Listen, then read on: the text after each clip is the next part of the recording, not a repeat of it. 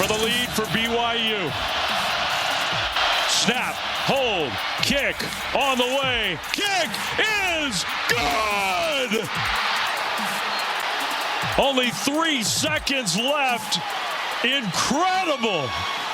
The game was over. And somehow BYU, given new life, has a 1-point lead and is 3 seconds away from improving to 9-0. Welcome back into Cougar Nation. Mitch Harper, Matt Baiamonte with you. 801-575-8255. Call in, share your thoughts on BYU's big win over the Utah Utes. That was Dave Fleming from ESPN on the call. As Big Game Bill, Will Farron, boots a 44-yarder, Matt, to give BYU the victory. What a moment. And Will Farron is becoming a real weapon, Mitch. You never know in these situations how a college kicker is going to come through.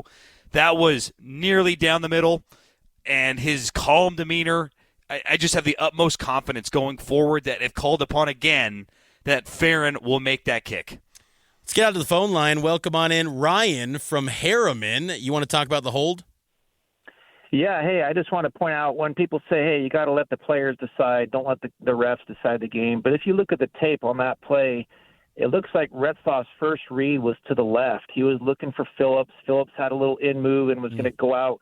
The DB was beat, and the reason Retzlaff had to hold the ball is because of the holding, and that's what gave him the sack. In other words, if he hadn't been held, he would have been able to throw, and there would have been no sack.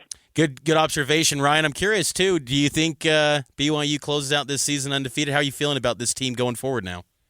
I think this weekend was our biggest test, so, yeah, I like our chances going forward. I love it. That's Ryan. Appreciate it, man, for calling in. 801-575-8255. What do you make of that take, Matt? I think it's a great take, and I love this take on the text line as well, 57500. You can give us your thoughts on the game. How epic and memorable was that win? Texter 7149 says, I think there were bad or missed calls on either side. It's a part of the game. I was disappointed in Whittingham for his childish behavior at the press conference. In today's world and climate, we don't need that kind of example. Might be time to hang it up. I thought it was a poorly officiated game both ways. And this is one of the better crews in the conference. This crew has spent time in the Pac-12. They've been in the Big 12 for a while. When I saw that was the crew, I was like, great. This is one of the better crews in the conference. They're going to keep it locked down. Maybe it's just hard to officiate a rivalry game because there's so many emotions.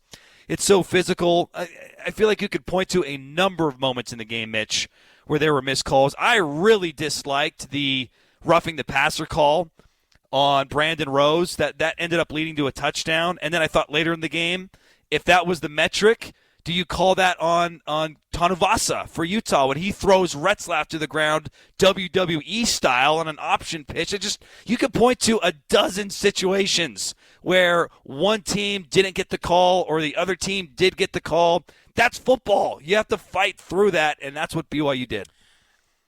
It's good stuff from the weekend, and BYU is a resilient football team. And, again, if you want to get on board with us and share your thoughts from the rivalry win, 801-575-8255. Right now, Matt, let's dish out some helmet stickers. Cougar Nation, helmet stickers. Mitch and Matt dish out the stickers for BYU's best players this week. I'll start, Mitch. Let's give one to an offensive player, a defensive player, and maybe a special teams player, or you can just go wherever you want to go with these three helmet stickers. My first one, Isaiah Jada, backup offensive tackle. That Braden Kime play was really scary. Sounds like it's not season-ending from what Kalani Sitake said earlier today at his press conference, but we don't know how long he'll be out. I thought Jada came in and did as well as you could against that pressure. They were blitzing every single play in that fourth quarter. He held up fairly well, and considering the circumstances, a hard job. So my first one, Isaiah Jada. He did a really good job, the Colorado transfer, and he's going to be someone that's under the microscope this week if they have to turn to him, which I would think, because that did look a little bit worrisome. You know, Kime did walk off on his own after the game at Utah on Saturday night, but it's going to be an area to monitor going forward. I thought Jack Kelly was brilliant in that victory over Utah. His speed always shows up in every game for BYU this season. Kelly ends up with 7 tackles, a TFL. He's just all over the place, man, and I think that Jack Kelly's a special football player, and I think Cougar fans probably got to appreciate him right now because, yes, he's got 1 year remaining, but I got to think he's an NFL guy after this season. My next one is to Will Farron, 3 for 3, the game-winning field goal. For those of you who were at the game and haven't rewatched it, there was a lot of shots of Will Farron on that final drive. Always had a smile on his face.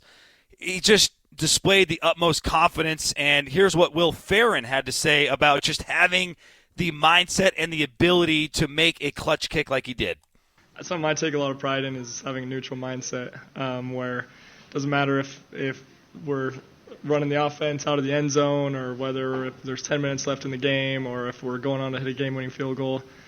Staying neutral, not getting too high or too low on situations as a kicker is crucial. So for me, it's just whenever they tell me to go out there and kick the ball, I'll go out there and kick the ball. It's a pretty simple life, so I love it. Will's been very impressive for BYU this season and last, and he comes in from Boise State, and last year when he arrived, there was a heated kicker debate and who's going to be the guy to take over for Oldroyd, and he's been outstanding. I think he's been one of the best kickers I've seen from BYU in maybe the last 15 years. I think Farron's outstanding. I mean, it's been a long time since BYU had a kicker that you can trust in a clutch situation. I mean, you got to go back a long time. I think maybe Matt Payne to really feel good about a kicker in a late game situation. So I think Farron has been brilliant. I've also was impressed with a pair of receivers, wide receivers, JoJo Phillips and Chase Roberts. BYU's receiver unit has been a strength this season, and I thought those guys were really impressive. Chase is someone that, he's still got a year remaining. It'd be great to see him come back. I know he said his mindset is to move on after this year to go to the NFL, and he kind of saw that with him being the captain, one of the 4 captains at midfield, at that Utah game. But I thought he was good. And JoJo Phillips, of course, he was the player that was held in that holding call, but he had some big catches in that game for BYU. So those will be my helmet stickers. John Nelson, last one for me. I thought he was outstanding on the defensive line, Mitch. He was, fourth on the team in total tackles, tackle for loss, solo tackle, and the interior of that D-line, I think, did a great job to limiting that Utah run attack. They ran for 112 yards, but if you take out the Rose rushes, I think those numbers are a lot lower. I mean, Micah Bernard, 147 yards rushing, but you take out the Rose rushes, you're under 100 yards. I thought they did a nice job. Cougar Nation sponsored by Central Bank. We're going to take a timeout. We'll get to some of your phone calls and more of your text. News, traffic, and weather next, and we'll continue to break down BYU's big win as they stay undefeated this season after taking down the Utes right here on KSL News Radio.